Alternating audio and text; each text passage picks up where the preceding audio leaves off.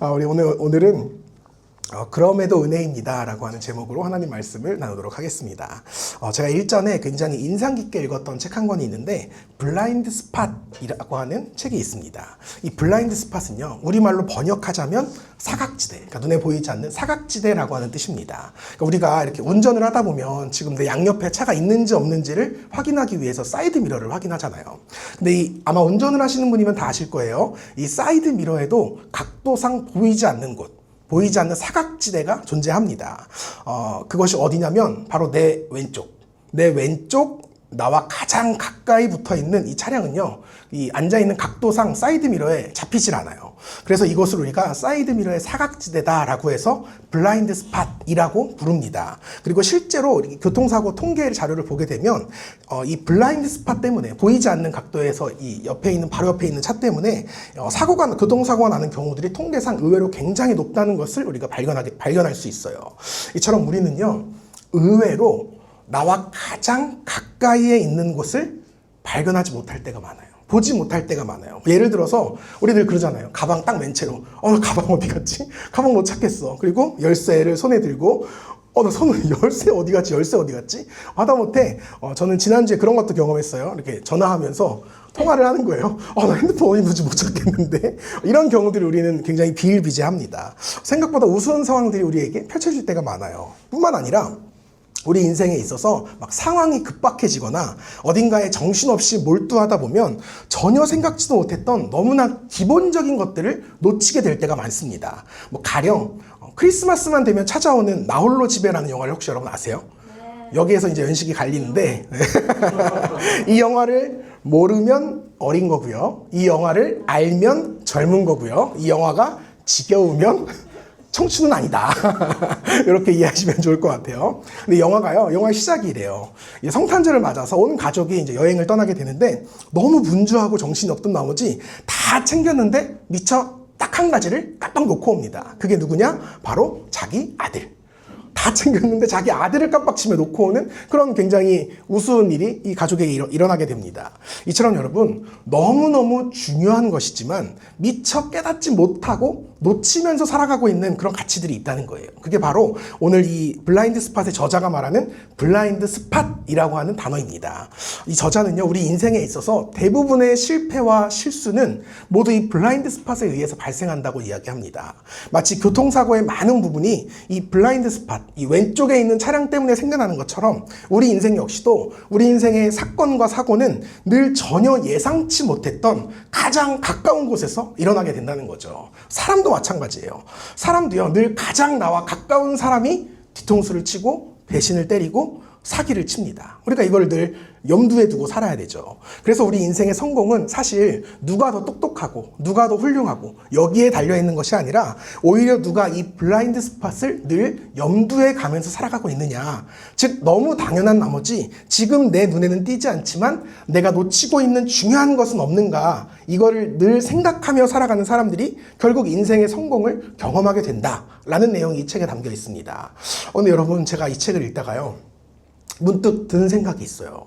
어쩌면 우리의 신앙생활 속에서도 이러한 블라인드 스팟, 곧 신앙의 사각지대가 존재하지는 않을까요? 아주 중요한 문제인데 우리 눈에 지금 보이지 않는다라고 하는 이유 때문에 미처 잊고 살아가는 그 신앙의 아주 중요한 요소들이 있다는 겁니다. 오늘은 바로 그 내용을 함께 살펴보려고 합니다. 오늘 우리가 두 군데의 말씀을 읽었는데 첫 번째 말씀은요, 모세와 이스라엘 백성들의 출애굽 이야기를 기록한 그 모세오경의 마지막 책이자 이제 곧 가나안 땅을 향해 들어가는 그 이스라엘 백성들을 향한 모세의 마지막 유언의 말씀이 담겨있는 신명기의 말씀입니다. 40년에 걸친 광야 생활 끝에 드디어 가나안 땅에 들어가기 직전입니다. 이제 요단강 건너편에서 그 요단강 이 건너의 가나안 땅을 바라보면서 모세가 이렇게 고백해요. 그 첫 마디가 이렇습니다. 호렙산에서 세일산을 지나 가데스 바네아까지 10하루길이었더라. 10하루길이었더라. 40년이라고 하는 어마어마한 시간 동안 광야를 지나서 힘겹게 가나안 땅 앞까지 왔는데요. 이제 와서 돌이켜보니까 실상은 딱 10하루길이었다는 거예요. 11일짜리 여정이었다는 겁니다. 여러분, 이게 얼마나 허무하고 분통 터지는 일입니까? 기껏해야 11일짜리 여정을요, 40년이라는 시간에 걸쳐서 죽도록 고생하면서 삥삥삥 돌아온 거예요. 이스라엘 백성들 입장에서, 특별히 그들을 이끌고 온 이 모세의 입장에서 이것이 얼마나 답답하고 또 화가 나는 일이었을까요? 우리를 이토록 고생시킨 하나님을 향한 원망이요, 하늘을 치솟았을 것 같아요. 근데 여러분 생각해보면요, 우리의 올 한 해도 그랬던 것 같지 않아요? 올 한 해 유난히 왜 그렇게 힘들고 버거운 일들이 나에게 많았는지, 왜 내 삶의 자리만 이토록 초라하고 불안한지, 왜 하나님은 내 삶을 이토록 고생스럽게 이끌어 가시는 건지. 어차피 응답하실 것이라면 빨리 응답하시면 좋잖아요. 근데 왜 굳이 이렇게 빙빙 돌려 내 삶에 역사하시는지.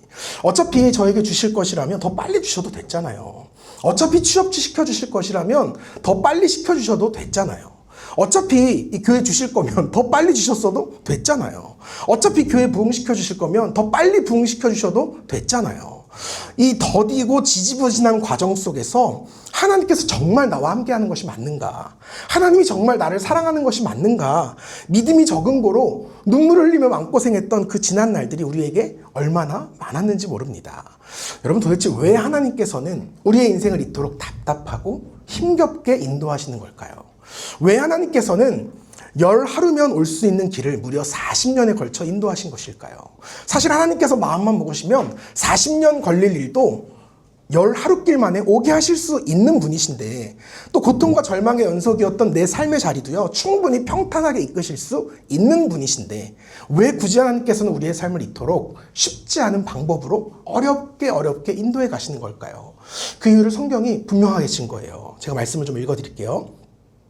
바로가 백성을 보낸 후에 블레셋 사람의 땅의 길은 가까울지라도 하나님이 그들을 그 길로 인도하지 아니하셨으니, 이는 하나님이 말씀하시기를 이 백성이 전쟁을 하게 되면 마음을 돌이켜 애굽으로 돌아갈까 하셨습니다. 그러므로 하나님이 홍해의 광야길로 돌려 백성을 인도하시매. 아멘. 그 광야로 간 길 말고요, 해변가로 가는 길이 또 있었거든요, 지도를 보게 되면. 근데 이 길로 가면요 11일이면 가요. 근데 이렇게 인도 안 하시고 이렇게 밑으로 돌려서 광야 40년을 걸쳐 가나안 땅으로 보내셨다는 거예요. 왜요? 이렇게 가게 되면 블레셋이라고 하는 강한 민족을 만나게 되는데, 그들을 만나면 너무 두려워서 전쟁을 다 포기하고 가나안 입성 포기하고 다시 이집트로 돌아가게 될까 봐 하나님이 그것을 배려해서 광야로 그들의 발걸음을 돌리셨다는 겁니다. 그들은 보지 못했으나 사실은 그들을 향하신 하나님의 크신 뜻이 있으셨다는 거예요. 우리가 함께 읽은 이 본문 말씀인 사도 바울의, 우리가 함께 읽은 다른 본문 말씀, 사도 바울의 고백 역시 이와 같은 맥락입니다. 바울 사도가 자신의 삶을 돌이켜보니까요, 자신에게 참 아픈 기억이 한 가지가 있어요. 그게 뭐냐 하면 자기 스스로 가시라고 부르는 자기 육신의 아픔입니다. 성경학자들은 그것을 간질이라고도 하고요, 안질이라고도 하고요, 눈병이라고도 하고요, 또 현대의학에서, 이건 최근에 나온 학설인데, 공황장애이지 않겠냐라고도 추정하고 있습니다. 이게 어떤 병이었든지 간에 적어도 이 병이 바울이 선교사로 활동하면서, 특별히 말씀을 전하는 복음 전파자, 설교자로 살아가기에는 굉장히 버거운 질병이었다는 사실은 분명합니다. 말씀을 전하다 이 뇌전증 때문에 쓰러지면 문제가 되잖아요. 말씀을 전하고 있는데 앞이 보이지 않으면 문제가 되잖아요. 공황장애 증상이 오면 문제가 오잖아요. 어떤 병이든 말씀을 전하는 사람에게는 취약한 병이었습니다. 사도행전 말씀을 보게 되면 바울 사도는요, 진짜 어마어마한 사람이었어요. 우리는 그냥 바울 사도 이렇게 생각하지만요, 진짜 바울 사도는 그 당시에 레전드였습니다. 말씀 한 절을 좀 보여드릴게요. 사도 바울이 손만 대면요 아픈 사람이 나왔어요. 그냥 이렇게 지나가다 툭 쳐도 아픈 사람이 나왔고요, 심지어 그가 쓰던 손수건이나 앞치마만 어떤 사람에게 갖다 대도요 병이 낫고 악귀가 떠나가는 그런 놀라운 역사가 일어났습니다. 그런 바울이었는데요, 정작 중요한 것은 자신의 병은 고치지 못했다는 거예요. 사람들이 딱 무시하고 조롱하기에 딱 좋은 핑계거리 아닙니까? 자기 병도 못 고치는 사람이 누굴 고친다는 거야. 가서 네 병이나 고치고 와라. 여러분, 이 말이요 바울 사도에게 있어서 얼마나 큰 상처였고 수치였고 또 약점이었고 스트레스였을까요? 그래서 그는 하나님 앞에 간절히 간구하기 시작합니다. 하나님, 제발 제 병을 고쳐주세요. 하지만 그런 바울 사도의 간절한 간구에도 불구하고 하나님께서는 그에게 전혀 생각지도 못했던, 예상치도 못했던 응답을 주세요. 내 은혜가 내게 족하도다. 내 은혜가 내게 족하도다. 너에게 임한 은혜가 이미 충분하다는 거예요. 여러분 이게 지금 말이나 되는 소리입니까? 나는 지금 너무 아픈데, 나 이렇게 고통스러운데 지금 이 상태가 은혜가 충분한 상황이라는 거예요. 이럴 거면 차라리 그런 응답이나 하시지 말지. 왜 사람을 긁어요, 긁기는. 근데 여러분 이 놀라운 사실은요, 아픔이 은혜라고 하는 하나님의 말씀을요, 정작 바울은 아멘으로 받습니다. 여러분 제3자인 제가 봐도 도저히 이거 납득할 수 없는 말씀이거든요. 근데 어떻게 하나님의 그런 야박한 말씀을 바울 사도는 그토록 쉽게 순종하고 인정할 수 있었던 것일까요? 도대체 무엇이 바울을 그렇게 만들었던 것일까요? 그 비결을 알기 위해서 우리는 앞서 나누었던 그 출애굽기 말씀으로 다시 한번 돌아갈 필요가 있어요. 하나님께서 이스라엘 백성들이 이 전쟁의 두려움에 사로잡혀서 다시 이집트로 돌아갈 것을 염려하여서 그들을 광야길로 인도하시기로 결심하십니다. 그리고 실제로 40년이라고 하는 시간 동안 그들로 하여금 광야를 걷게 하셨어요. 광야에서 살게 하셨습니다. 여러분 광야라고 하는 곳은 우리가 흔히 생각하는 사막이랑은 또 다른 곳이에요. 여러분 오아시스라도 있거든요, 사막에는. 근데 광야는 그런 것이 전혀 없는 땅입니다. 이게 한자로 하면 빌광자에 들야자예요. 그러니까 말 그대로 빈 들입니다. 아무것도 없는 땅이 바로 광야예요. 물 한 방울도 쉽게 만날 수 없고요. 풀 한 포기도 쉽게 자랄 수 없는 것이 바로 광야입니다. 뿐만 아니라 낮에는 뜨거운 햇빛 때문에 살 수가 없고요. 밤에는 매서운 추위와 또 동물들의 습격 때문에 너무도 힘겨운 것이 광야입니다. 쉽게 말해서 도무지 사람이 살 수 없는 곳, 그것이 바로 광야라는 거예요. 그래서 어떤 사람들은요, 혹자들은 광야를 미칠 광자 그리고 들 야자를 써서 사람이 미쳐버리는 땅이다 이렇게 해석하기도 합니다. 여러분 우리가 하루만 스마트폰이 없다고 생각해 보세요. 미칠 것 같죠? 상상만 해도 미칠 것 같지 않아요? 근데 여러분 40년이에요. 40년. 아무것도 없이 40년이면 정말 여러분 미칠 것 같지 않아요? 정말 미칠 것 같지 않나요? 그런 곳으로, 바로 그런 광야, 미칠 것 같은 땅으로 하나님께서는 이스라엘 백성들을 인도해 가셨고요. 또 그곳에서 무려 40년이나 살게 하셨다는 겁니다. 이게 표정들을 보니까 남 얘기라서 별로 이렇게 공감이 안 되시는 것 같아요. 한번 여러분 이게 진짜 내 얘기라고 생각하고 한번 들어보세요. 하나님께서 내 삶을요 무려 40년 동안 아무것도 없는 곳, 생존조차 버거운 곳으로 이끄신다고 생각해 보세요. 이게 저에겐 어떻게 와닿았냐면 우리 교회가 40년 동안 성도 한 명 없는 개척교회로 계속 있는 거예요. 미칠 것 같지 않아요? 진짜 정말 너무 힘겹지 않아요? 여러분이 회사를 다니시는데 여러분 회사가 40년 동안 아무런 수익을 못 내는 거예요. 40년 동안 여러분에게 월급을 주지 못한다고 생각해 보세요. 여러분 가정이요 망했는데 그 망한 상태로 40년을 산다고 생각해 보십시오. 여러분 이 40년 버틸 수 있겠습니까? 이건 도무지 버틸 수 없는 인생입니다. 하나님 입장에서 이게 뭐 어떤 큰 뜻이 있으시는지는 모르겠지만 적어도 우리 입장에서는 그 큰 뜻이 무슨 소용이 있겠습니까? 광야같이 힘겨운 현실이 우리를 하루하루 미치게 만들어 간다는 겁니다. 여러분 이스라엘 백성들의 심정이요, 그들의 삶이 정말 그랬어요. 그래서 그들은 날마다 아침에 눈을 뜨면 하나님 앞에 부르짖었습니다. 하나님 왜 우리를 이 광야로 이끄셨나요? 왜 우리의 삶을 이처럼 곤비하게 만드시나요? 뭐라 말씀 좀 해보십시오. 답답해 죽겠습니다. 그들은 40년 동안 매일같이 이 기도를 드렸다는 거예요. 근데 중요한 사실은요, 그러한 그들의 기도에 하나님께서는 이미 지난 40년 동안 끊임없이 응답하고 계셨다는 사실입니다. 이스라엘 백성들이 보지 못했을 뿐이에요.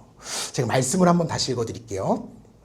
출애굽기 13장에 보면 여호와께서 그들 앞에서 가시며 낮에는 구름 기둥으로 그들의 길을 인도하시고 밤에는 불 기둥을 그들에게 비추사 낮이나 밤이나 진행하게 하시니 낮에는 구름 기둥 밤에는 불 기둥이 백성 앞에서 떠나지 아니하니라.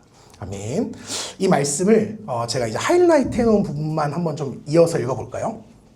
앞에 부분 여호와께서, 뒷부분 백성 앞에서 떠나지 아니하니라. 여호와께서 백성 앞에서 떠나지 아니하니라. 여러분 우리는 언제나요, 아니 그렇게 사랑이 많으신 하나님께서 자기 백성을 무려 40년 동안 어떻게 광야에 살도록 그렇게 무자비하게 내버려 둘 수가 있지?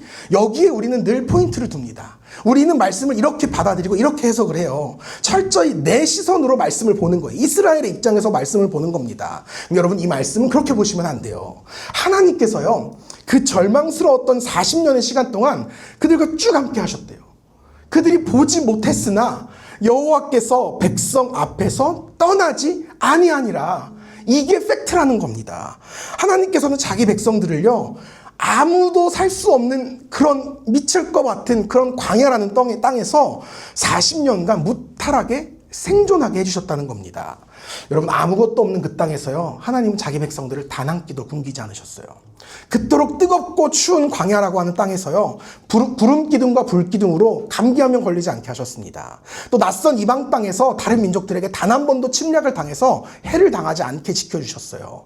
이 40년간의 평탄했던 광야 생활, 평탄한지 몰랐지만 돌아보니 평탄했던 광야 생활, 이 광야 생활 자체가 하나님께서 허락하신 기적 같은 삶이었다는 겁니다. 우리는 이 말씀을 이렇게 해석해야 합니다. 하나님께서 늘 이스라엘과 함께 하셨어요.